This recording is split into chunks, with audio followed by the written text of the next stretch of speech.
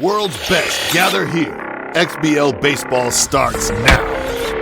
It's crushed to the moon, and we're tied. He picks it up on the second, over to first in time for the double play that ends the inning.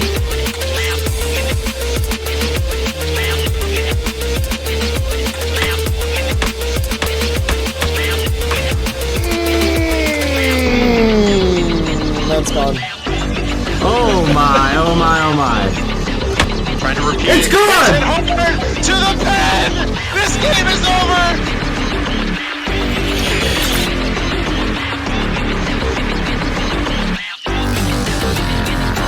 Oh! Crushed! Left field!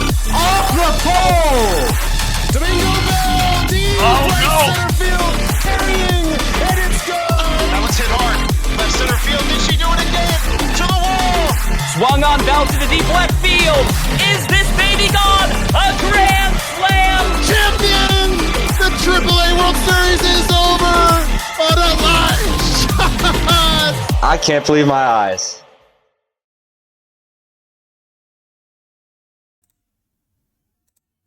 Good evening, everyone. Welcome back to another cross-platform baseball league, and tonight on your screens, it is the Season 20 playoff preview show. And joining me, as always, for these exciting roundup type shows where we get to go over all the action, it is the Passion Police themselves. First and foremost, we've got Mystery Man, our AAA's aficionado. How you doing tonight, Mystery Man? You excited for this one? Yeah, I'm pretty excited. I think we ended up having a great season. We had a couple unfortunate drops, but certainly nothing out of the ordinary. And because we were stacked from the start, we got some really crazy playoff brackets to go over here. Yeah, the playoff brackets for AA, AAA, and XBL are all finalized and raring to go. And to go over them as well with us tonight, we've got God's Unicorn, the man himself, the Unicorn of the Week's aficionado. How you doing today, Uni? Speaking of passion, as always. Yeah, speaking of passion, the Passion Police. I love that memo or that name for me and Mist. But yeah, it was a really great season 20. We've got a great show on tap tonight before we get the awards show out here in a week or two. But I mean, big shout out to everybody that finished their games this season. The league does not happen unless people play their games, as simple as that seems. I mean, it's a big thing, and we had huge numbers this season. For a milestone season, I think it was a beautiful ending, especially with Hate and Ty last night, an epic finale. And now we get to go over the playoff brackets, and it's going to be a lot of fun. We'll see who's right, see who's wrong. Yeah, we'll see who's right and wrong indeed. And before we go into things, did you have anything else you wanted to do there? Yeah, Uni's got his fireball. We've got myself a little brewski, and I think Mist has his Mist Marg. Do you have your Mist Marg with you there? So cheers to our XPL Season 20. Cheers, boys. And we'll move on now. We've got AA, AAA, and the XBL to go over. But before we do that, we are going to take it over to the standings and take a quick look at things. So let me get that set up for my teammates here. Yeah, share that if you can, Dwayne. I'm sharing that here with you guys now. We've got a graphic here from Wishbone that indicates all of the standings from Season 20 for all three leagues. As you can see, the AA on the bottom, XBL's on the top, AAA sandwich there in the middle. And I was going to ask my colleagues here if there was anything interesting that stands out, anybody they wanted to shout out here. Before we move into the brackets, this is a good time to talk about, some of the teams that maybe didn't quite make it into the playoffs or had good runs on their way to getting there, or maybe didn't have so many good runs as well. So whoever wants to take that away first. Uni? Okay. Yeah, I just want to speak, a little bit on each league, give a little bit of shout out, but not take too long. First of all, I think the biggest shout out has to go to Julio, okay? You're looking at a guy that went 0-36, which obviously he can't be happy about. But if you're willing to put the amount of dog into the race that he did to finish the season after not winning a game, and he was in my DMs after our game talking about, I can't wait for next season because I feel a lot more comfortable towards the end of the season. And that's a huge shout out for somebody that some people don't make it through the thick part. They only make it through the thin, and he's there. Then you've got the Hot Cobbers, who they really had a roster issue for the most part in the XBL. I think they're a really good story. I'd very much look into season 21 as a most improved player type of season. Then in the AAA, you've got the Archers, who had quite a few upsets, and they gave us a great match of the week versus Rise and Fall. I think they're in a good spot in AAA, where I think they really did show some improvement, especially on the hitting side. They really piled on some runs, as well as Ted. Ted showed us some things as a rookie. He was a really excellent pitcher on the mound in the AAA.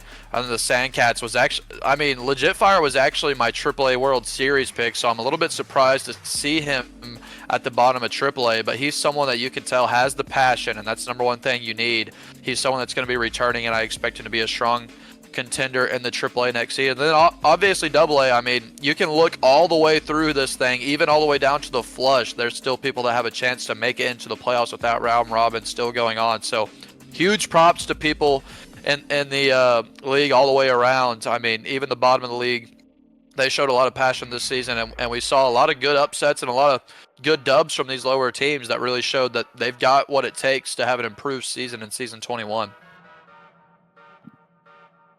Yeah, good stuff, Uni. I want to shout out Joey. Joey had a pretty nice season. He won some good games. I think he's actually a threat to possibly give the Enemigos a tiny bit of a scare if he gets in there. I don't know if he's going to play the Enemigos, but that's the way I had my bracket. Siege, I think, is going to be a good player in AA sooner rather than later. Didn't have the best season. I'm a little bit surprised. Kind of a late entry. Sunsets did nicely, and then Smith, the bacon and eggs man, is really cooking. I love his game. Breath Mints, I think, had their struggles, but got a little frustrated. I was sad to see that. A little frustrated at the end of the season, taking some lumps, but didn't really realize that the people he was taking lumps against had just done the exact same thing to me. So he just needs to understand that some of these players can, like a No Name, like a Yeezus, they can just go off and there's nothing you can do about it. You just have to eat it and just get better and not focus on one game. But I like the Breath Mints. And then Julio again. Yeah, Julio did a great job. I think Fizzy is going to be a lot better. Had a terrible roster, but I think Fizzy down toward the bottom of XBL. I don't personally have any question that Fizzy can do it in the XBL. I'm not saying win it, but certainly be competitive, much more so. And you look at the Gex. The Gex had a disappointing season, but I don't know that the Gex necessarily played poorly. I think Burning Ice would say he did, but I think it was more of a tribute to the strength of this season. We got, the Bluegrass Banjos getting better. We got AJ getting better. The Rhubarbs had a pretty nice season. Uni, again, always so much better than anybody thinks he is. His record just seems to almost build itself. I don't know. He's kind of a magician when it comes to record. He'll have some bad games, but he usually will not get swept.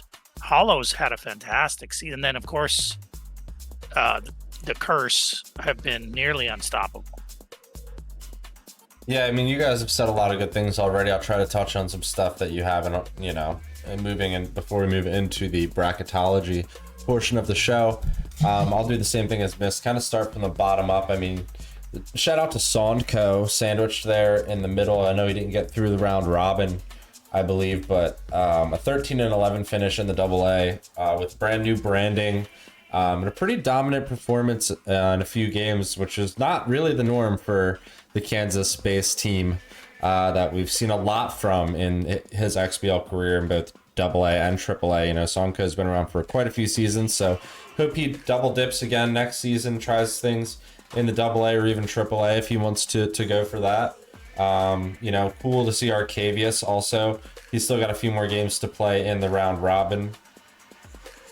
Cookies had his fun in the round robin. He's starting to come into his own. I'm still waiting for Bo Dangles to really make some noise. So we'll see how that all goes there. But AA, a really good season, I think, for everybody overall. We'll talk about everyone in the bracket as well as we move through things. In the AAA, I can base a lot of this off of experience, so I might have a little bit more to say here, maybe at least something a bit more creative. So, I was 17 and 21. A lot of people will be like, you did terrible this season. I'm like, honestly, I didn't do great. You know, I probably underestimated a few people, and then I had a few bad games, and that's what turns a record that was 500 into something that's sub 500. You know what I mean? And I'm pretty proud of the players that pushed that record below 500, you know, as opposed to the people that pushed me to try my hardest this season. I think, you know, losing to Easy, losing to Silly definitely was a humbling experience. Losing a game to Brad. I think I split with Simon, who really came into his own this season. You know, I think there's a lot of shout outs to be had to players that just are on the cusp there, that didn't quite make that 16th seed, and then into the playoff groupings. I mean, anybody can win it. The AAA is stacked from top to bottom. We saw it last night with Ty and the Clocksmiths, aka Hate. I mean, really interesting stuff going into the stretch run here. Nobody knows who's going to win it. We got 3 big sluggers, and the rest of us kind of doing our thing. That's kind of how it's all set up. So XBL, I mean, you both said good things about Julio. I mean, I will shout out anybody who has had a run as tough as his, because even I personally have never gone winless in the XBL. I don't know that experience, but I do know what it's like to lose a lot of games to everybody in the XBL. So we are brethren in that sense, and I will carry that torch alongside him for being a bottom player in the XBL. Been there, done that, and you get better. It always gets better from there. The Hot Cobbers, good season, like you said. Fizzy just needs to come into his own. Ted, a really tough season. Just missing out on the playoffs, especially under the circumstances where Flower Bombs and Gex are getting in. But I think Ted, you know, if he's getting into the playoffs at all, would want to have played better. You know, good friend, good competitor of mine. And I think just Dragoons and I myself both need to practice more. And that's maybe how we'll do better and not have sub 500 records. But shout out to Dog Pound being consistent as always, almost finishing 500. Shout out to AJ coming back after a hiatus and finishing 500, and Black Coffee alongside him, who has done nothing but improve quietly but surely. He's the Bobby Abreu of the XBL. He's just doing his thing, batting 300, scoring 100 runs, hitting homers, doing his whole 9 yards. Complete type of game, complete player. So shout out to everybody. Top of the XBL, we'll talk a lot about you, I think, here in the coming next few moments. So do you guys feel satisfied with the standings portion? Shall we move on? I think it was good, man. I mean, Yep. Shout out to everyone that didn't make the playoffs. Thank you for getting your games in. Yeah, that's what makes this a league. You know, every game that's played, whether it's a playoff game with implications or in the end it ends up not being so. I mean, everyone's games are the makeup of the league itself, the body of the league. So thanks for participating. Top to bottom, AA, AAA, and XBL. Now let's check things out. We're actually going to start with Miss AA bracket here. And now remember, AA here with the round robin means in the top portion, you're going to have to assume who's going to be the second team coming out of it, because the Blues look like they've locked their spot in. In the bottom portion, we've got the Pelicans and the Sickos. So based off of that, you're able to figure out your seeding. Mystery Man's bracket here has the Sickos facing the Enemigos, the Knights facing the Dropouts, the Penguins facing the Pelicans, and the Diners facing the Blues. So Mystery Man, maybe starting at the bottom right with this all-bird type matchup, Penguins, Pelicans. You want to kind of take us from there, where your thoughts are at as far as that big-time type of matchup? That's a World Series rematch, is it not? Very well could be. Yeah, all birds. Yeah, I didn't know what to pick there. I took the Pels at the last second, but I do really like the Penguins. I haven't really followed the Penguins quite as. I just don't feel like I've caught too many games there. I'm not sure, but the Pelicans are always dangerous. So I figured, you know what? Let's throw the Pelicans forward. I really think as good as Cookie's doing fantastic. I just think the Diners are playing even more fantastic. So I took the Diners, and then I took the Diners to win it all. You know, the drops are dangerous. Of course, Enemigos is probably the consensus number one, which is fair, but it's also playing on a super high ego because of that. So I think the pitching of the Diners is most likely severely underrated. And I do think the Diners will win AA fairly easily. Okay, so you said it's the pitching of the Diners, not the bat, that's underrated? I think the pitching. The pitching. So coming into his own is M.H. Smith, A's probably most feisty rookie. We'll have to see what the results look like in the Rookie of the Year show. Okay, award show. We'll see what the community vote and the league office votes there. But he's done a good made a good point for himself in the AA thus far. Uni, you think anything of Miss bracket here, the way he's got things set up? I love this bracket. It's so hard to choose, especially with the round robin not being completed in the AA. It was really I had a lot of fun kind of predicting who was going to make it out of the round robin. I ended up picking the Knights, but when you look at this bracket, he mentioned the pitching of the Diners. It is in the top 5 in the AA. He's giving up a little over 5 per. But when you look at the hitting in the AA, I mean, the Diners actually are almost 2 runs above everybody else in terms of runs scored. Very much, I mean, he's a favorite for the Lombalo Award. But the way Mist picked it, he's going to be against those Enemigos. Mist has been here to watch the Enemigos play. If they lock in the way that they can, one of the best locators in the AA. But when you look at a matchup like this, and this is what makes the AA so hard to choose.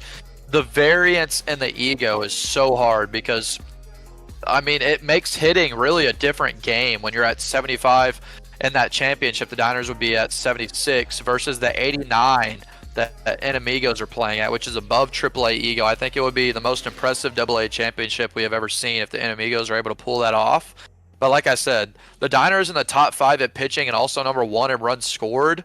I mean, you can't hate on the pick that Mystery Man has here. It's the team that you would expect to win when you look at the standings and you look at the runs scored versus runs against. Yeah, this is a pretty feisty pick, in my opinion. I like the setup here, just like Uni does. Like I had said a few things before he did. Also, just a big shout out to the dropouts, aka drops. That's Malik Dragonborn. I think quietly gets shoved to the side here against the Enemigos. We'll have to see if anyone else's bracket that doesn't end up being the case, and obviously things are going to have to play out in real life as well. So we'll see what Malik can do. The dropouts are probably one of the unsung dark horses of the XBL's AA. Same with the the Penguins. Pelicans have won it all. Penguins haven't. Penguins looking for that long-time AA championship, just like the dropouts. And Amigos, one season behind there, kind of jogging to get ahead of those teams. And the Diners kind of coming to crash the party. I mean, this is a really interesting setup that Mystery Man's got here. Let's check out what Uni's got. Ooh, we got already a different champion right off the rip there in the Blues. But on the peripheral portions, we've got the Enemigos versus Joey. Another predicted matchup that I think is pretty much a sure thing. The dropouts are playing the Pelicans. The Blues are playing the Diners. And the Penguins are playing Bo Dangles and the Knights. So the Penguins, aka Flightless Birds, get through against the Blues. The Drops get through to play against the Enemigos once again. And Enemigos versus Blues, we see Cookie becoming the champion. Really interesting call here to see Cookie come from the 9th seed and take the whole thing. I think his hitting has really taken a turn, and being undefeated in the round robin has something to say for that. What say you, Uni, about your own bracket here? Yeah, to talk a little bit on my bracket, like I said, the Diners, I mean, they're the top scoring team in the league, but if you look at the Blues, who won that last Unicorn of the Week because of their bats, and they have a 4-0 record in this round robin, I think the way that they're playing at the ego they're at makes it really hard to pick against them, because if you watch their streams, they're able to reach every ball that's put on the plate, and that's really difficult. And so I think the Blues almost can just mash their way to the World Series. He's not the best pitcher, and I think that matters more at the higher egos. At the lower egos, I think you can absolutely win with your bat. Then you look at the lower side of that with the lower end of the back bracket. We've got the Penguins and the Knights. Both teams, these are two extremely similar teams in the fact that we keep looking at these two guys every year between Kawashi and Bo Dangles and saying to ourselves, these guys are just bound to break out at some point. The Penguins have been to the World Series before. They weren't able to win it. And the Knights have won Unicorn of the Week before, and they've had good seasons. And both of these guys are sitting there just, you feel like they're a game or two away from putting it all together and reaching the next stage. And I think the Penguins are a little bit more of a complete team right now against Bo Dangles, and that's why I picked him to advance. And on the other side, you've got Enemigos versus Joey. Joey is known as the AA record holder in a lot of spots. He's been in the league for quite a long time putting records together. But the Enemigos up there, you have to pay respect to the fact that he's over the AAA ego. That shows what type of player the Enemigos are. They've been to the championship. They were there last year. And you could see that he has the skill that it takes to win the AA. And he's played people now for 3 seasons in a row at lower egos than him, because the Enemigos have been at the upper end of the echelon in terms of ego season in and season out. So I've got them picked to make it to the championship. And like you said, I 100% agree that the dropouts are underrated. And if anyone is going to bust my bracket, I see the dropouts being that player. The only problem is when the school year starts, the dropouts, they work at a school. They're a teacher. So I think when you look at Malik, that can hurt him, and the fact that his play time just goes down. The dropouts seem like when they play consistently, they are a really tough team, but it's the same for anyone. Whenever you're not playing consistently, sometimes that hurts your play, and he's got a very tough first-round matchup in the Pelicans, who have actually won the AA World Series before off of the back of their bats. So you've got Enemigos versus dropouts. Enemigos advancing.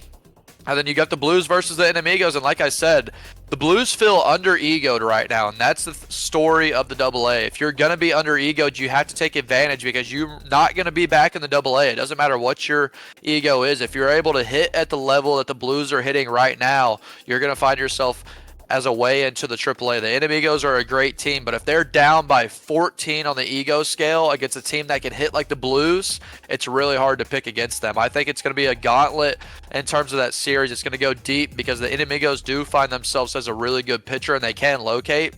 But the way the Blues are hitting at 75 ego, I think even a corner pitch can result in a hit. So I've got the Blues picked. I've got my unicorn of the week, my last one for the season, picked to win the championship in the AA. Mist, you got anything to say about Uni's bracket here? Yeah, that's an interesting call. Not a lot. It's a good bracket. I love the Blues pick. I just don't think so. I actually in listening to Uni and kind of looking at these brackets, I think Kawashi might be the one that's getting slept on a tiny bit. The Penguins, Enemigos in the final. I think we both had that. So, Enemigos, again, probably the consensus favorite to win it all, despite the ego. I would love to see the Blues actually run the gauntlet. It just feels like in the history of the XBL, these teams that everybody is crying that they're 15 ego points under, they never really come through when it's when it's this type of a tournament. But that said, Cookie doing fantastic.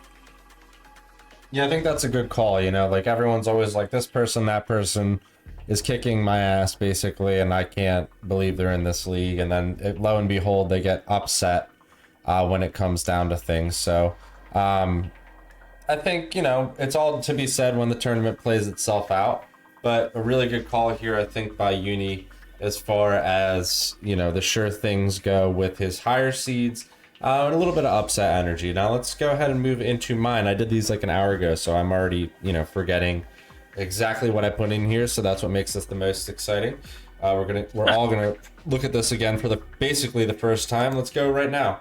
Boom. The AA bracket from me and myself, Dwayne, done properly with all egos in parentheses and included in the gray portion as well, because I took the time.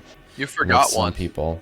Did I forget one? So what do you mean I unprofessional. forgot? So unprofessional. Look at the championship round. You Dude. unprofessional dweeb. Look at the Penguins in that championship round. Are you kidding me? It's right here. Oh, the ego. So go ahead. Distract me right now. No.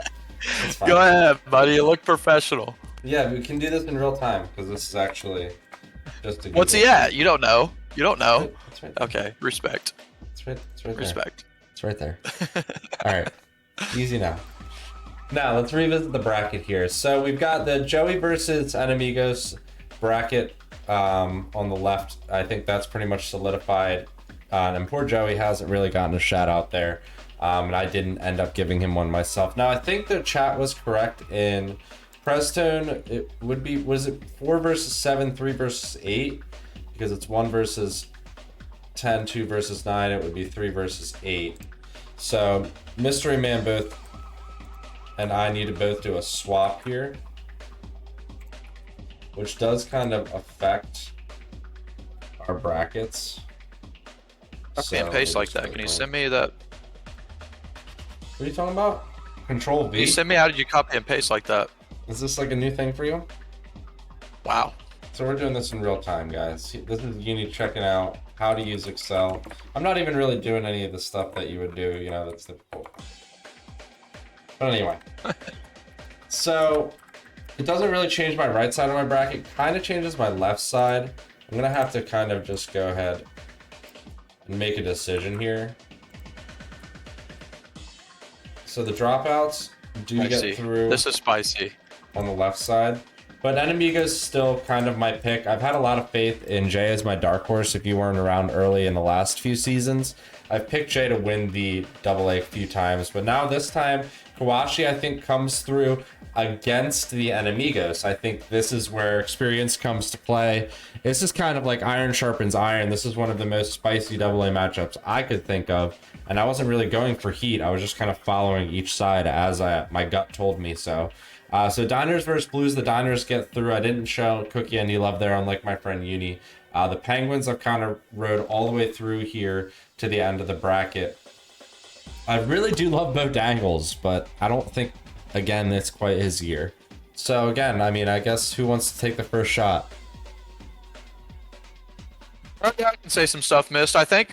I mean, I'll just riff on a little bit of what you said about Bo Dangles there at the end. I think when you look at the AA, a lot of what we see is those middle tier of the egos around the middle range, like he's at 82. I think they have the biggest challenge because they're playing players that are even at 86 with the Penguins. They're probably a little bit under ego. They're playing AAA players when they're above them, and they're playing players under them in the 70s range that are probably under egoed as well on the other end of it. So I think Bo Dangles, no doubt, is a player that has the skill level to reach the championship whenever he's playing at his peak.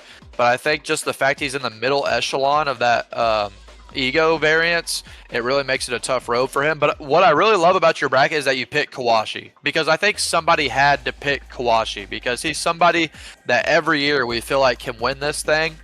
And it feels like also every year we don't give him the benefit of the doubt of winning it when we make these brackets. And I feel like the Enemigos are an easy team to pick. And then a big masher like the Diners or the Blues are an easy team to pick. Even Prestone, who's won it before, is an easy team to pick. But when you look at the Penguins, they're the most complete team in the AA. And we talk about the AA as not being as complete of a league. When you look at who has the most complete game, it's the Penguins. And if someone's going to make a run, I think having a complete game in the AA can really bode well for a team like Kawashi and earn himself a ticket to the AAA as much as he hates it or not. Yeah, I got no comment here. I basically just said that the Penguins were underrated, and Dwayne stepped up and picked the Penguins, so I'm good. Hell yeah, I was thinking that as soon as you said that. I was like, I'm pretty sure I picked Kawashi, so I'm glad to participate in the unknowing corroboration here of the casters. Nice job, everybody, with your brackets. Really good call-outs. Shout out to all the players here. If we didn't show you that much love, I would love to see you prove us wrong. In the real-life bracket, the only one that actually matters. So, and amigos, go do your job. Go win that trophy. I think Jay's got a little fuel here to take along his way. But now let's move on to the AAA. What do you say, guys? Yep. Yeah, so let's do it. We'll start with Uni here in the AAA because he's the guy who doesn't play in the AAA. Mystery Man and I are the guys who play in the AAA. Sure. So let's check out what Uni's got going on here. He's got we got the 16-team bracket. Remember, there's no round robin here in the AAA. 1 through 16 facing off. And everything is locked in on the left and right side. Clocksmith versus Pirates, Base Bandits and Anubis. Matrix and Motor Sox, Cacti versus Owls. On the right side, we've got Tyranics and Wildcards, Moon Mammoths and Smelly Socks, Lecheros, Mystery Inc., and Hippies and Sirloin. So we've got Uni's picks here. He's got his son, the Clocksmiths, making it through to face against No Name in the quarterfinals, and then myself going through against Splipstar in an upset match to face the Cacti, where I lose out, and his son faces against the Cacti in that left side semifinal. On the right side, he's got the Wildcards and the Smelly Socks, aka Simon and Silly, a natural born matchup, and another upset there where the Wildcards take out the Tyranics and the Smelly Sox take out the Moon Mammoths. And then the Lecheros and the Hippies are the strong-sided matchup, and we see the Smelly Sox and Lecheros go against each other, where the Lecheros and Hate ultimately face off, and Sun, aka Hate, son of Uni, is the champion. So Uni, tell us how your son becomes a AAA champion, something that you couldn't achieve. Maybe you're trying to live vicariously through your own blood here. I'm projecting, okay? But we'll go counterclockwise and finish with the biggest upset probably prediction in any of these brackets. So we'll start off with my son, aka Hate, who showed up on Match of the Week just last night and put up 17 runs. He's facing the Base Bandits there in round 1 after I have the Base Bandits passing and Anubis, which was, when you look at the 8 and 9, I mean, it's obvious to say that that's probably the hardest one to pick in this first round. But I think when you look at Codfine, he's a big masher, but the Base Bandits play such silly games and they're able to just win games off of that. I think it's going to be hard for the Anubis to lock down the Base Bandits on the base pass, and so I have them advancing versus H8 in that second round. But I mean, Hate is way too much. He's way too much. You can see that in that Match of the Week just last night. He's able to locate when he wants, and he can hit balls anywhere on the plate. He switched from Steam Deck to PC, and that has bode well for him, as he's had an absolutely stellar upbringing here in AAA in his second season, in his sophomore season. Then in that lower left side bracket, we've got the Cacti, who won a Unicorn of the Week. Albrat, who's really improved after doing an excellent job. He went down to AA, and it felt like spring training, did it not? Or not spring training. It feels like you go down to the minor leagues, you figure some things out, and you come back up. And that's exactly what Albrat did, is he's jumped back up to the AAA and completely reversed his spot in the standings. Usually someone that misses the playoffs found himself into the upper echelon of the league. But he's facing you, Dwayne. He's facing you, who I have beating the Matrix, because I think y'all are two top-tier pitchers. I don't think you're a regular season player. I think the Matrix are more so of a regular season player. The Matrix are a team that can really feast on those lower-end teams with their pitching and the way they're using chase pitches exceptionally well. And when you have two pitchers facing off, it's who has the better bat. Something has to break, and I have the Motos doing that. And then in the bottom right, what a tough bracket this was on the right side. I tell you what, I have more difficulty in this right side of the AAA bracket than anything. It's the Lecheros versus the Hippies. I've got the Hippies in the first round versus the Sirloins, which if y'all were here a few seasons ago, the Hippies and the Sirloins went to a Game 7 in the semifinals where Ricks was able to get a walk-off home run. I remember it to this day to a T, very much ingrained in my memory. Walk-off home run down the right field line over there in Peril Point with a little dink home run, and he's able to advance past the Sirloins once again and face the Lecheros. But the Lecheros are too much. The Lecheros are a team that can be patient at the plate, and when you look at Ricks, he's a very, very strong player, but his one chink in his armor, he struggles against those upper end of bats, and that's exactly what the Lecheros are. They're going to be top 3 in the Lombolo performance, top 3 in the voting. The Lecheros are a team that can absolutely be patient enough to face the Hippies and are able to get that victory. I have them advancing. Then you look at that top right of the bracket. People are going to look at this. Okay? It's 2 versus 15 seed, right? And the Tyrannics are obviously a team that can hit. But the Wild Cards quietly and very decisively have pushed their way into the playoffs after an absolutely horrific start to their campaign here in Season 20. They came back, and I think they are at their peak performance right now. Even though he's playing a lot of Skate 3 right now, I think he is poised and ready for an upset versus the Tyrannics. It's probably the first ever 2 versus 15 seed we see as an upset. Then I've got a bracket full of upsets, as we have the Moon Mammoths versus the Mammoths. The Moon Mammoths versus the Smelly Sox there in 7 versus 10. And Simon and the Moon Mammoths are a team. I see this matchup being very close, because neither is a patient player per se, but also neither is a patient pitcher. And so I brought to the conclusion who can hit the ball better. Smelly Sox are a better hitter than the Moon Mammoths. The Moon Mammoths can pitch well when they want to, but they don't always do that. And so I picked the Smelly Sox, and then I have them beating the Wild Cards in a very high-scoring quarterfinals. And then we got Lecheros versus Hippies. I've got the Lecheros. The bats are too much. Like I said, the Hippies are a very patient style of pitching. The Lecheros are a patient style of hitting. Hitting wins out in that one. And so you've got reaching the semifinals and going into the championship, the Lecheros, which was a very difficult pick. I just felt like that right side of the bracket was so tough. It's so full of big boppers. And the Lecheros are the top end of the big boppers if Dynasty gets knocked out. But listen, if Dynasty's able to get past the wild cards, he's going to beat the Lecheros in this semifinals. But I have them losing, so I got the Lecheros advancing. And then we've got my son Hate again versus the Cactus. And the Cacti, let me use the proper grammar here. The Cacti are an all-around team, but Hate has shown that he's a top player in this league and very much destined for the XBL. I have him overcoming the Cacti with too much power at the plate. And then you get to the World Series here in the AAA. Man, oh man, what a World Series we have on hand. You thought Ty and Hate was fun. Lecheros and Hate is going to be even more fun. You're going to look for high run scoring, but my son, my blood, my genealogy, Hate wins the championship after switching from the Steam Deck to the computer. He shows how big of a difference the hardware is. He's able to overcome the Lecheros pitching off of a pitching difference because he has that upper tier pitching and they can both hit at the same level. And Hate wins the AAA World Series. And what a beautiful series we're going to have in that one. A lot was said. And Mystery Man, you got any reactions to these takes here? I mean, he's thrown out some pretty hefty ones here. He did. I think we'll just jump to my bracket because I think that will also respond to what Uni just said.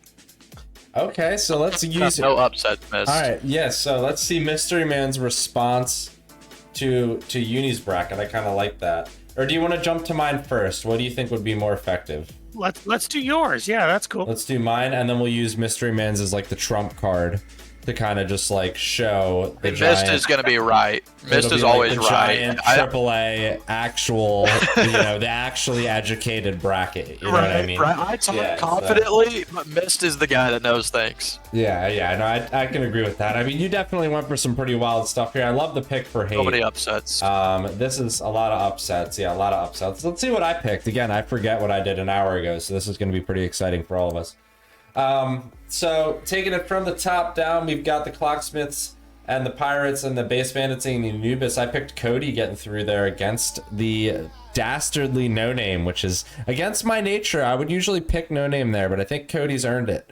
So we'll move on now to where the Cacti face the Owls. And again, no love for Brad, unfortunately, who's had a great season, but Cacti get through, and I think I'm going to beat Spliff. I mean, I'm going to just be self-confident there. That I can beat the guy who doesn't score that many runs. I don't score that many either, but I think maybe I can get a few more. So we're going to play a really good series, and that's going to be really exciting. On the right side from the bottom up, we've got the Hippies and the Sirloins. Ricks versus Ed is a semifinal rematch, and I think, unfortunately, Ed just gets bit once again. I'd love for him to prove us wrong. And the Lecheros versus Mist, unfortunately not getting any love there either, and I believe what is a quarterfinal rematch. But the Lecheros have been tough. I mean, that's not a player I wanted to face. I kind of wanted to avoid him in the bracket, and I'm glad I did. So unfortunate for you that you've got to face him, not my preference. Now the Smelly Socks, I do have beating Corn just based off of sheer power. I think Simon's scored a ton of runs this season. He's played really well when he's played well. Not that Corn hasn't. Corn's just as sneaky, but this is a really good matchup either way, 7v10. And then the Tyranics, I think, were a sure thing for me over Silly, but Uni seems to think otherwise. So with that being said, quarterfinals into the semis, I would love to take myself against the Cacti player that I feel very spurned against. If you haven't seen lately in chat, I kind of wanted revenge against Albrat. So my whole goal here is to get to this point in the playoffs and then go from there.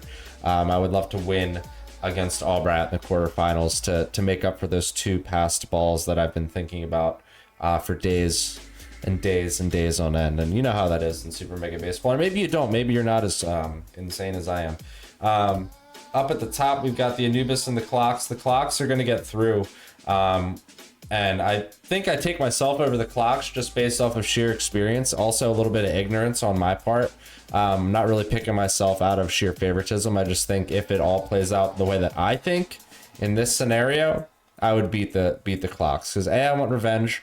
And B, I think I've got the experience on him. On the right side, Tyranics beat the Smelly Socks. Lecheros beat the Hippies pretty handily. Big bangers going against each other. Where Ty beats me in the World Series because I couldn't handle him on Match of the Week. I have no idea how the hell I'm going to handle him in a 7-game series, but I would love to try my best. We'll see if I can make it there. So that's my bracket. Anyone got anything on this before we take it to Mystery Man's Uni? Yeah, I can jump in here before Mystery Man, like you said, has the educated bracket. And I do want to say, I didn't mention, I think the one first round matchup I forgot to mention was the Lecheros versus Mist Inc. Mist Inc. was able to beat the Lecheros last season in the first round. I think if anyone can do it, it's Mist Inc. I think whenever Lecheros got their matchup, they saw the one person against them that they did not want to face. But here's the thing with the Mystery Inc., and he would agree with this, so I feel confident in saying it.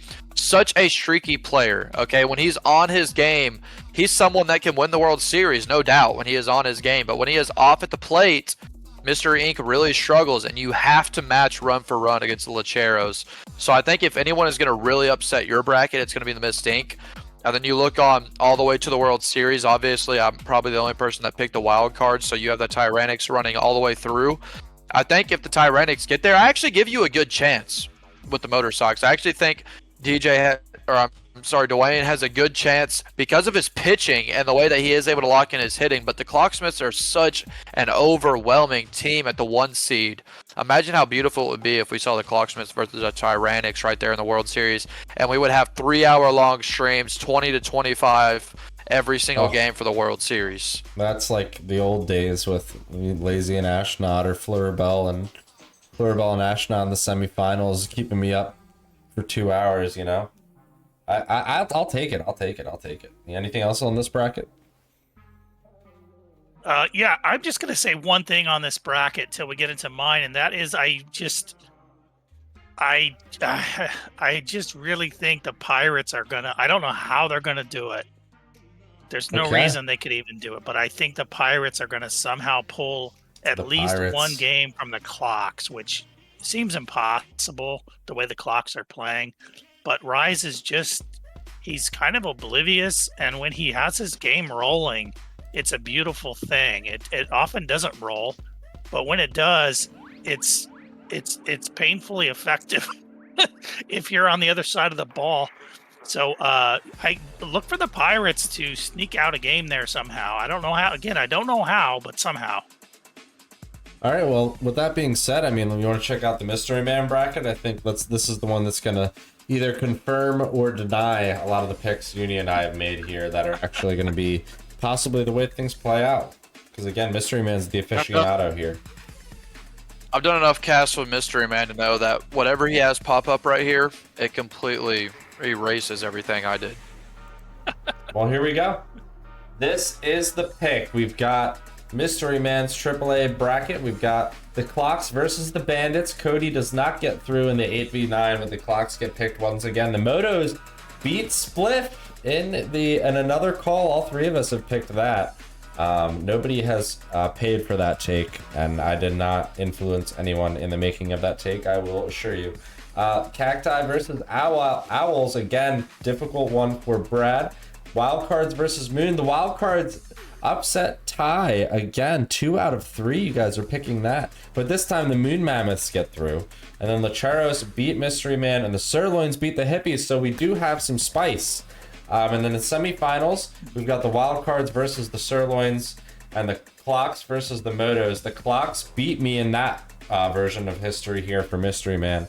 And then face off against Eduardo. He beats the Wildcards in the semifinals, where Hate is the eventual champion. So picked twice for champion by Uni and Mystery Man, and very, very different roads to get there, and very, very different opponents. Mystery Man, Eduardo getting a lot of love here, a lot of love to the Wildcards as well. I love to be in the semifinals. Can you explain some of this stuff to us? Yes, I can. So let me preface this by saying a lot of this is tilted toward recent events and probably a little bit personal. So the Clocks, I'm just going to say point blank, there's nobody on the left side that can beat the Clocks other than No Name. just because he is what he is. Nobody on that side, even Spliff, nobody can beat the clocks. The clocks can only be beaten by No Name, and I think that's a long shot, but that's the only person who can possibly beat the clocks. And then on the right side, and I'll go back to the individuals, but the wild cards destroyed me so badly that I just had to pick them. You have to pick an upset here or there, and I love Ty. I didn't think the pick of Ty to win it all was bad at all. I would have said this no matter who was facing the cards. It's a little bit tougher with the clocks or Ty facing the cards. If it was anybody else, I would just pick the cards without question. A little tougher against Ty, but I think the cards have a fair chance to move through. The Moons against the Smells is just that's just a coin flip. The Moons completely erratic, and the Smelly Socks pretty erratic but kind of surging. I took the Moons just because he's really been tough lately, and he's shown that he can really pitch. And the Smells tend to give up leads, and I don't like that. Lecheros, again, I can beat the Lecheros. I'll just say that flat out. I can beat the Lecheros, but I've also shown extremely poor consistency this season, so I'm going to go with the Milks. Ed has, in my opinion, has been playing extremely well. I'm disappointed in Ed that he got swept by the Matrix in his final matchup. That concerns me a lot, but it is the Matrix. So I was willing to put that aside and move Ed forward. I do think he would definitely beat the cards because of his experience. The Lecheros, I think, is actually a little bit tougher, especially with Lechero's bat. But I put the Searles in the finals. And then I do think we're sleeping on the Owls, who I can totally see beating the Cacti as much as I love Aubrat. I personally have seen some holes in his game that can be exploited. I'm not going to say what they are, but I think Brad has a real chance, and Brad is a smart player, so that's why I do think Brad has a chance, even though I did go with Aubrat, who had a fantastic season, then credit to him.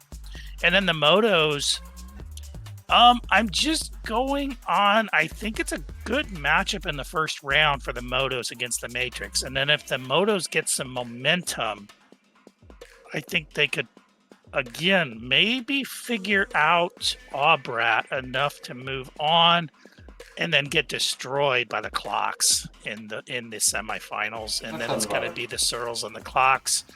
And the Searles, I don't believe, can beat the clocks. So I'm going with the clocks. The overwhelming tidal wave of the clocks. I can kind of get down with that vibe for sure. What do you think of that, Uni? Yeah, I mean, the first thing that really stood out to me that I want to shout out is no doubt Big O Brad can beat Aubrat in the first round. I think that's the big upset that we haven't really touched on enough, and no one picked it. We all picked Aubrat to win that 5 versus 12 matchup. But that's 2 Unicorn of the Week winners, and when you look at 2 Unicorn of the Week winners, that means that's 2 guys that can get hot.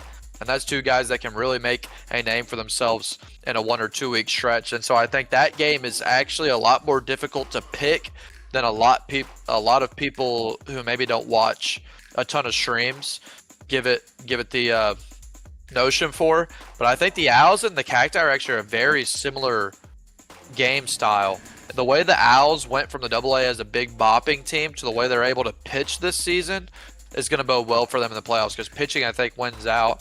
I was super surprised to see the wild cards picked twice. Me and him both have the wild cards picked to beat the Tyrannics. The Tyrannics need to mark this stream down, use it as motivation, because if you're the number 2 seed and you're picked against in 2 out of 3 of these brackets, holy crap, what more motivation do you need? And same when you look at the Matrix. They're the number 4 seed and 0 for 3 picked the Matrix. He needs to get into some bullpen sessions, get into some batting practice, and show that we can be wrong and that we will be wrong. But regardless of that, I think the most surprising thing is him picking the Sirloins all the way, because Eduardo has shown, obviously, that he can make a World Series. He's a semifinal staple after the last few seasons, but he had a down year.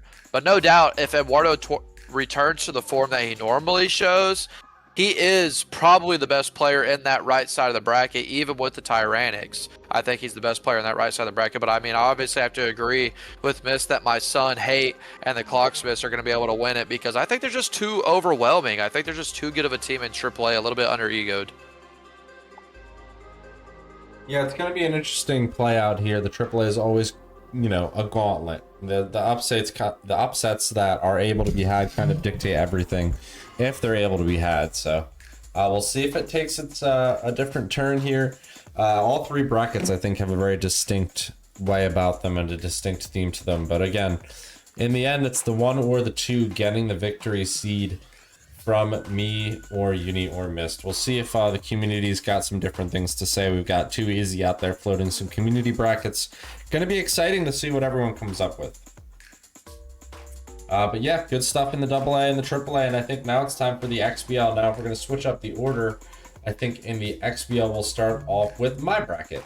And now, so in the XBL, I went ahead and looked at things, you know, from a pretty educated standpoint. I've been in the XBL for a long time. I've seen everybody played against a lot of these comeback type players for season 20 and everybody who's also in the mix now. I also accidentally removed the astronauts. So many errors in my bracket, you know, so terrible by me. But anyway, let's fix this up here. We've got on the left side the Curse facing the Bye, obviously. Bye, worst player ever, gonna beat them. Pistons and the Beavers is a really good matchup. Civilization and Gex is a really, really good matchup here where Burning Ice has an opportunity to play spoiler. Unicorns and Mustangs. Uni wants revenge for getting swept in the regular season against a lower seed. Holograms have a bye. Bluegrass Banjos, aka Black Coffee, plays Zlot, which I think is maybe the highlight of the first round. The Astronauts are playing the Flower Bombs, where Teflon Don Lemon has a big chance to take on a larger seed, and the Rhubarbs are facing the Dog Pound. So the Rhubarbs, again, a big shout out to Vegan for improving a lot this season for a 7 seed. You would think Embeddings in the Dog Pound usually would be occupying that position, so the fact that they're facing off is also pretty ironic. But in my bracket, I've got AJ facing off against Weaver. Weaver getting the better of AJ based off of experience. Although AJ is such a good hitter, I think Weaver pulls one out here and gets the opportunity to get into the quarterfinals and face Mush. And on the bottom half, we've got Civilization versus Gex, aka Mama Junjun. Mama's going to get the better of Burning Ice's pitching style and break through. It could take 5 games, but he's going to get there. And then Uni takes on the Mustangs and beats them, I think, pretty handily. On the right side, Ox gets through and then faces the upset Habaneros, who get the better of Black Coffee, again based off of XBL experience, kind of sheer pedigree thing. I think Coffee's an amazing player, and Zlot as well, but I think that Zlot will have the edge there. He's very pesky, and he's been playing some of his better baseball as of late. Wishbone and the Astronauts get through to face against the Rhubarbs in a top-heavy series.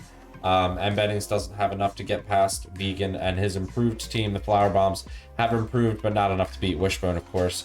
And then to take it to the semifinals, you know, the Curse are going to beat Weaver.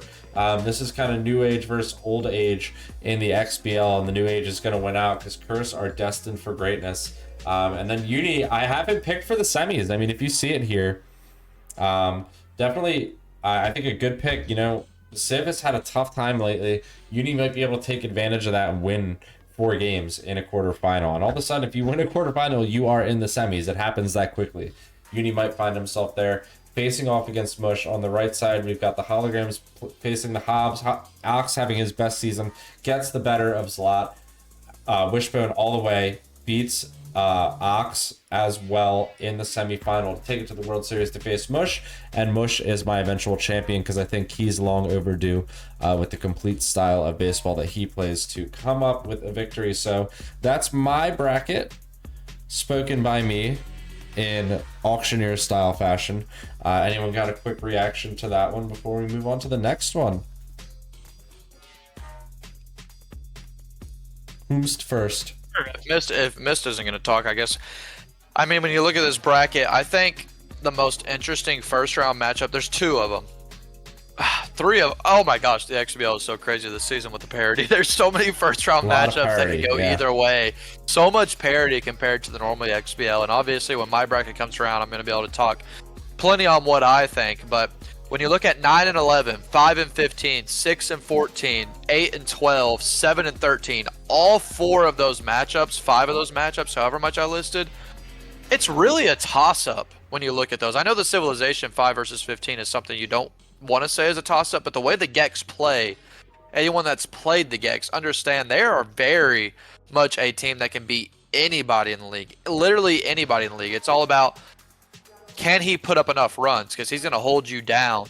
But I think when you look at semifinals or so and on, I think those are pretty sure bets. I think I'm kind of questionable. I think out of me and the Civilization, it's kind of questionable. But those other 3 teams are almost a surefire. So I think those final 4 that you have are extremely accurate. But the toss-up between the first round matchups is actually incredible in terms of players that have been here before to see in the XBL. This is a new age XBL where the first round is not free for these teams that are the upper seed anymore. Yeah, I can definitely agree with that. Mystery Man, you got anything to throw on top of this spicy pile before we move on?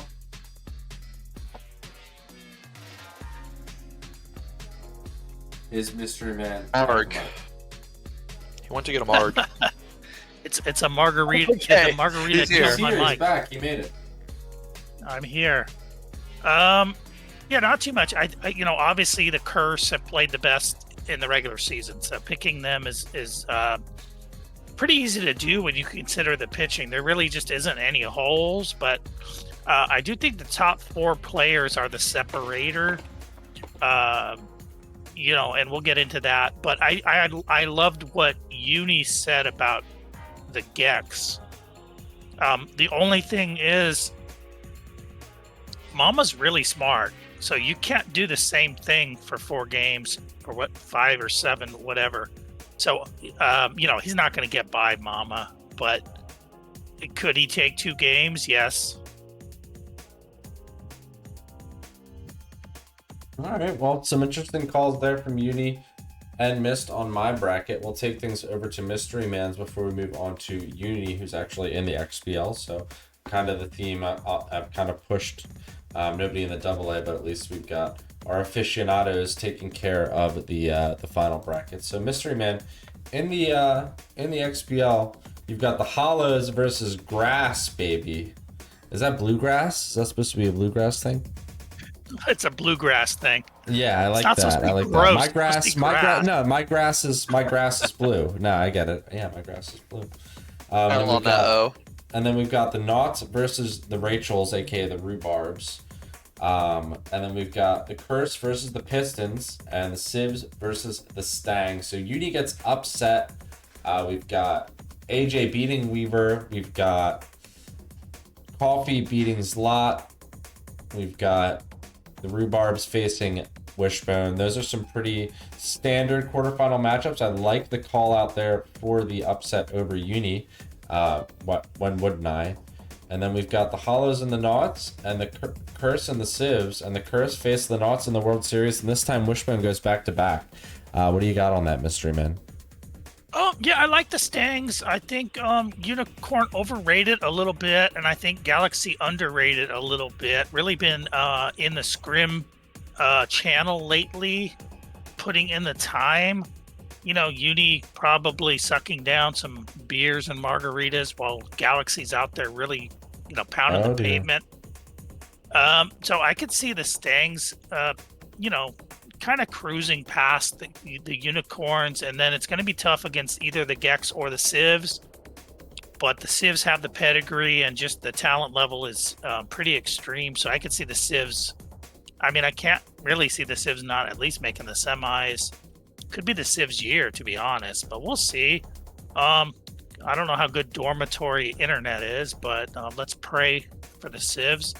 I like the Pistons over the Beavers. I kind of went back and forth. I just really like AJ's bat. And even though I think the Beavers are going to quickly figure out how to pitch the Pistons, I don't think that's going to necessarily get them through, because their own bats are not as potent as they once were. But I would love to see Weaver win the whole thing, to be honest. But I think the Pistons might be a tougher challenge. It's a coin flip. We'll see. The Hollows, Habaneros Bluegrass Banjos is a fantastic matchup. That could go either way. I like the Banjos have been here before. They played the Gex in the finals. I think the Habaneros are going to try to scam the Banjos. They're going to try to use all that experience against the Banjos. I think the Banjos are going to be ready this time to really show that they can hit their way out of trouble. So I'm going to go with the Banjos, but against the Hollows, I think that's a little bit asking too much. Not by a lot, but I think that's asking a little bit too much the way the Hollows are playing. And then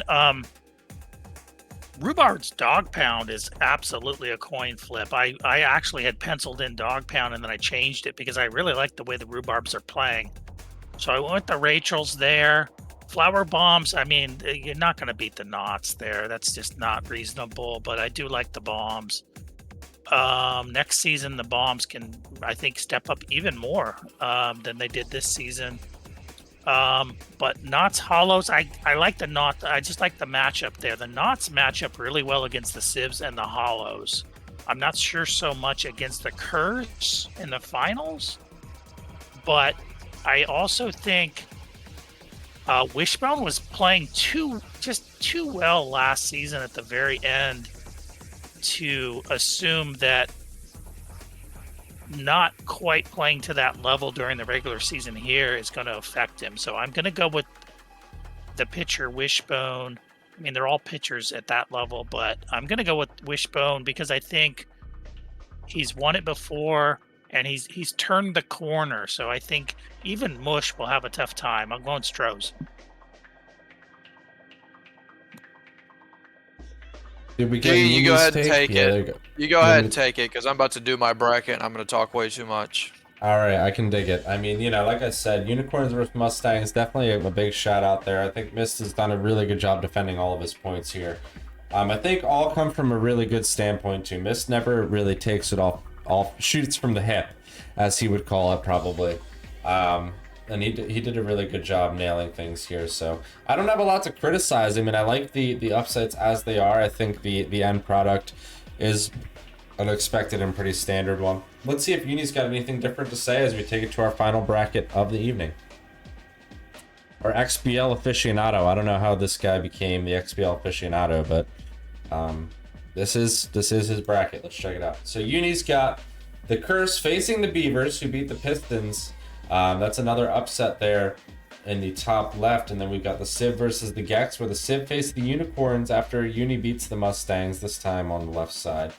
And then on the right side, we've got the Hollows facing the Banjos. Banjos beat the Hobbs. Astronauts beat the Flower Bombs. And the Puppies, a Dog Pound, get through against Vegan Vibes. M. Bennings showing that cup pedigree and getting into the quarterfinals once again. And as far as quarterfinals go, like I said, we've got the Curse playing the Beavers and the Civ playing the Unicorns. We've got Mush versus Mama in the semis. I think that's a familiar matchup. If I stand corrected, these two have played quite a bit at the highest level. And we've got the Hollows and the Banjos, the Astronauts, and M. Bennings in the Dog Pound. And then you will see Black Coffee beat Ox and face off against Wishbone, where Wishbone will face off against Mush, and Mush will win the World Series. This is a spicy bracket indeed, Uni. And like you said, you've got a lot to say. So, I mean, take it away, my friend. There's some really good call-outs here. Yeah, like you said, the Curse facing the Bye. Bye is absolute cheeks, okay? They cannot win a game. So I got the Curse advancing there. And then we got the Pistons versus the Beavers. This is... Wow, what a tough matchup to predict. But here's the thing. The Beavers are not an off-speed pitcher. They're a pitcher that's really going to use their entire arsenal. And the Pistons, no doubt, are a better hitter.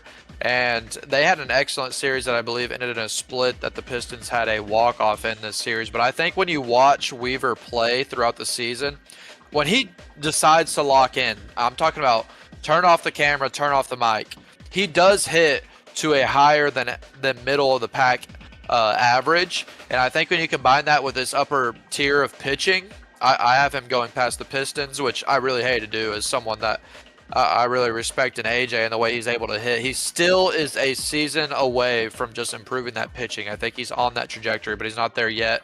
Then you got Sibs versus the Gex, which I mentioned last a couple brackets ago. I think this is a 5-game series. I think the Gex are able to win a game or two, and they might. I think really they're probably going to win the first 2 games. The Gex are, but the Civilization are.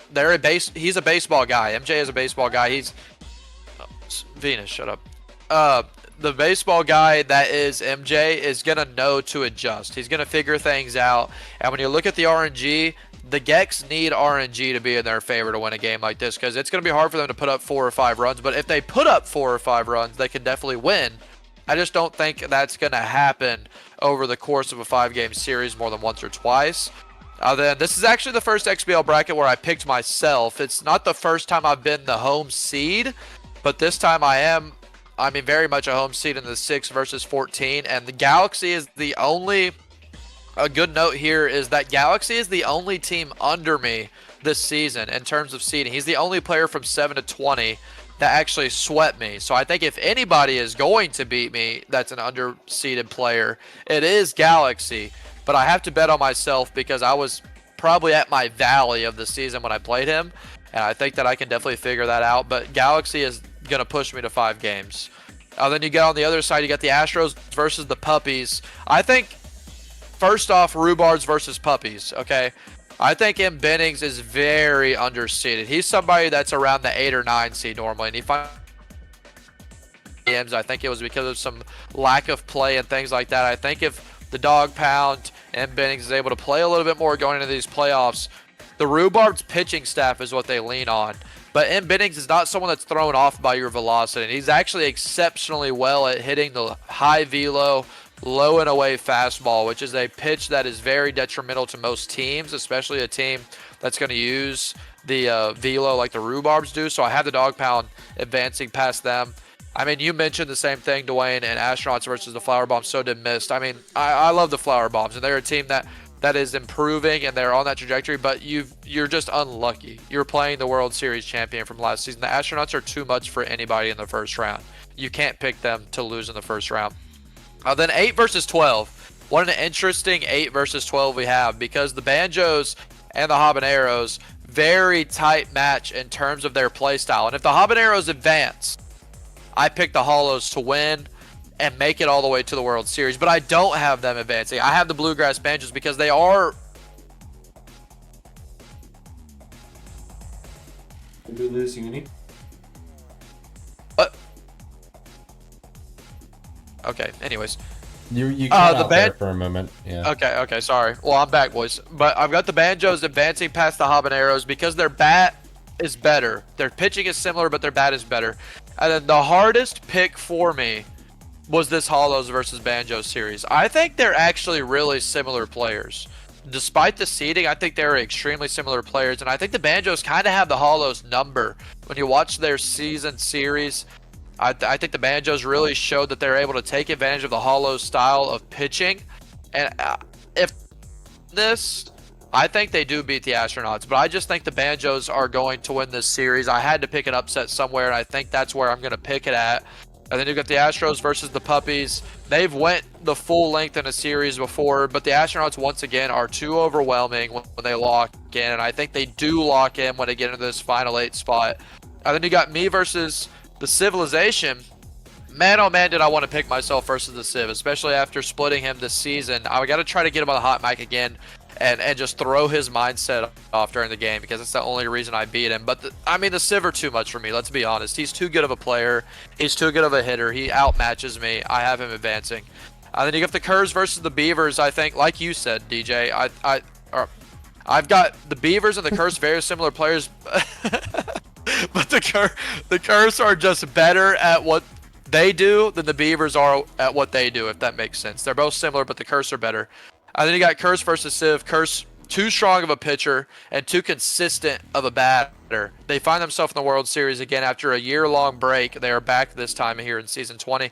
Banjos versus Astros. I hate to say this, but I think the Astronauts get a little bit of a sleepwalk into the World Series here. I think the Banjos are a great team, but the Astronauts are just too good. And like I said, if you watch the way they played in the last season, they lock into a different level when they get towards the late end of the postseason. I think the Astronauts do that. They start practicing, they start playing a little bit more often, and they become an overwhelming force, and they meet the curse in the World Series. But here's the thing, folks.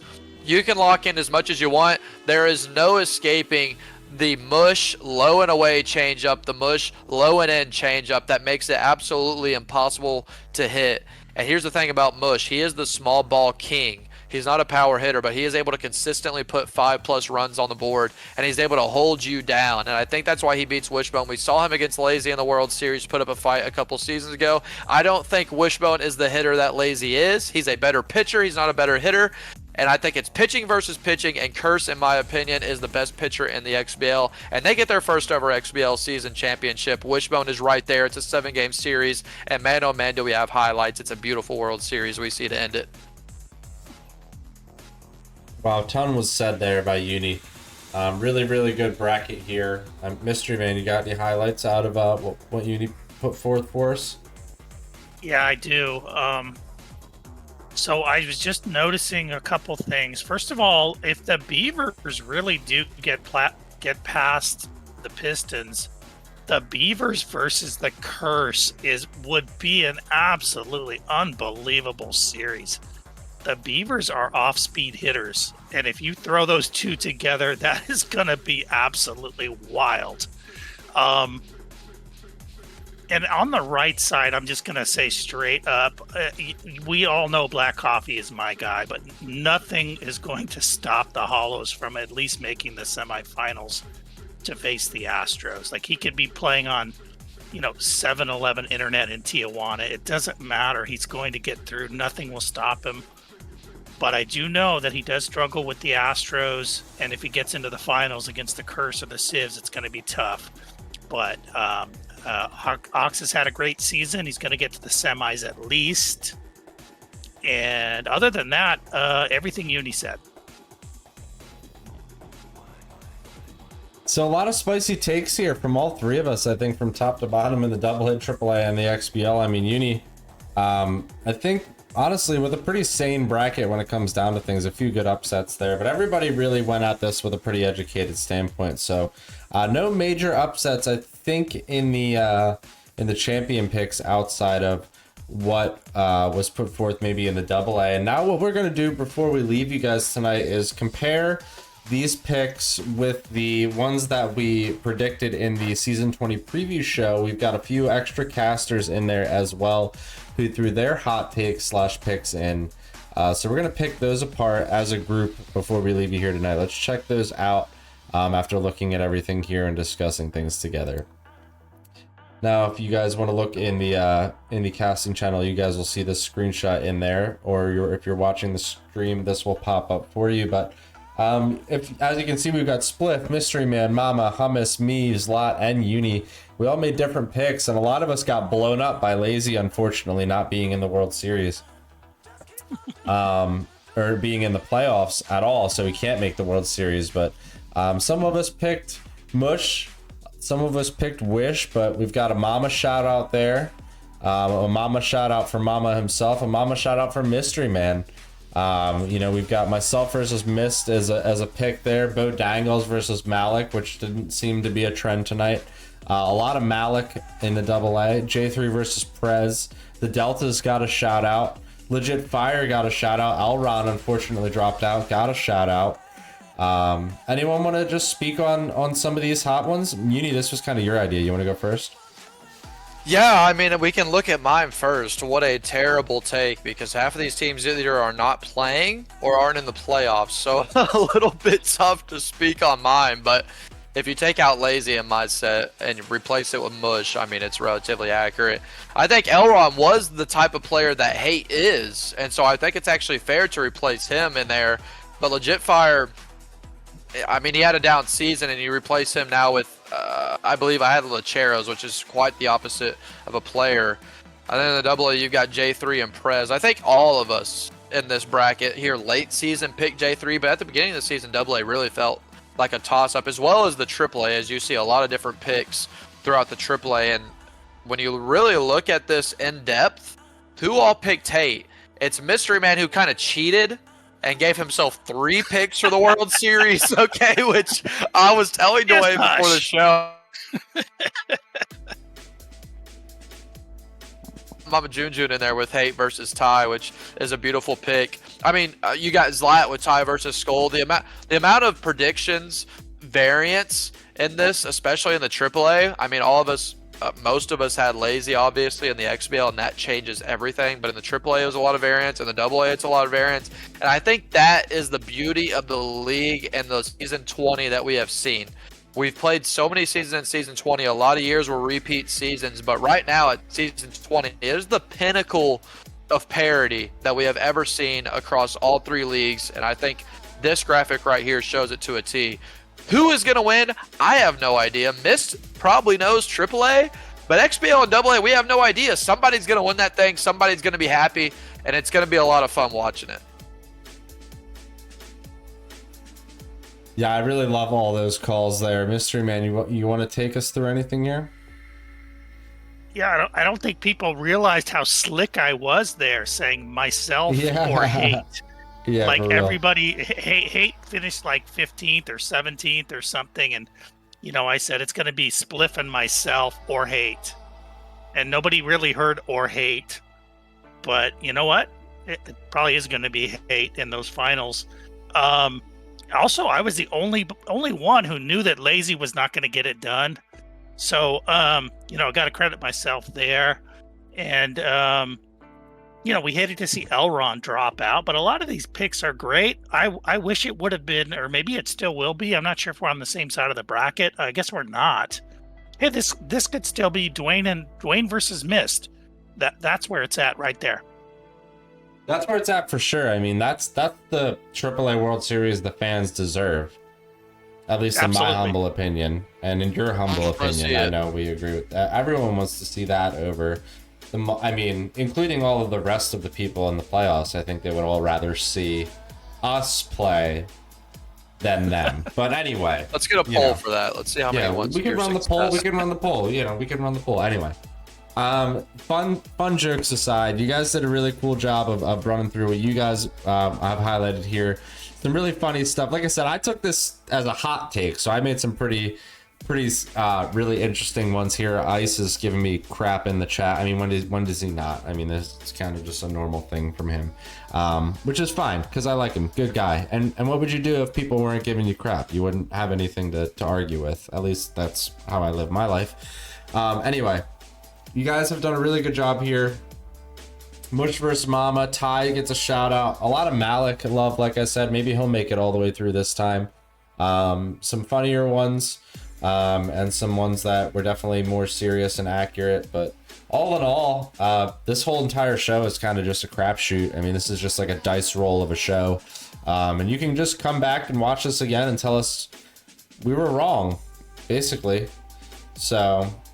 I really hope that you all prove us wrong. I hope these brackets all look entirely different than the ones that we put forth for you tonight. And with that being said, I mean, I don't really have much more for you guys this evening. Do any of my my esteemed colleagues, Uni and Mystery Man, have anything to say before we jump into dropping the playoff codes and letting this thing run wild? Bro, I say drop those codes. I know that Dynasty's chomping at the bit. He's trying to PM me about when the playoffs start. Seems like we've got show announcements muted. Yeah, we've got 25 people in the chat right now just waiting for those codes to drop. So we might honestly, we might get some games in about 20 minutes. So we'll see. They just dropped right this second. I just saw Mama Junjun drop them. But here's the thing: we get to have some fun. But like you said, I hope these playoff brackets. I mean, obviously, I hope mine is right. But the way Too Easy was able to put up some playoff brackets and everyone can predict. Surely if the whole league predicts these brackets, somebody is going to be right. And let's see who it is. It's going to be a lot of fun to see how these brackets play out. I think there's going to be some interesting upsets that we don't expect with the parity that we have here in Season 20. and I can't wait. Hopefully these get through fast. Hopefully it's a couple months that we're done with playoffs and we get right into Cup and we have a lot of fun with it. Yeah, season 21's on the horizon. People are definitely dropping the Cup word around. We've also discussed it a little bit in the league office, so stay tuned for some Cup. Stay tuned for season 21 news. Stay tuned for more playoffs. We'll be back on this channel live with the award show coming next week, and then we'll be live again with semifinal matchups in all 3 leagues and the World Series, AA, AAA, and the XBL. So will be a busy one coming up here. We're going to take a short break from broadcasts after the award show. We'll be right back at it. And again, folks, get ready. Start scheduling with your opponents. The playoffs are about to begin. Have a safe and pleasant evening, everyone. Thanks for joining us, and we'll see you next time.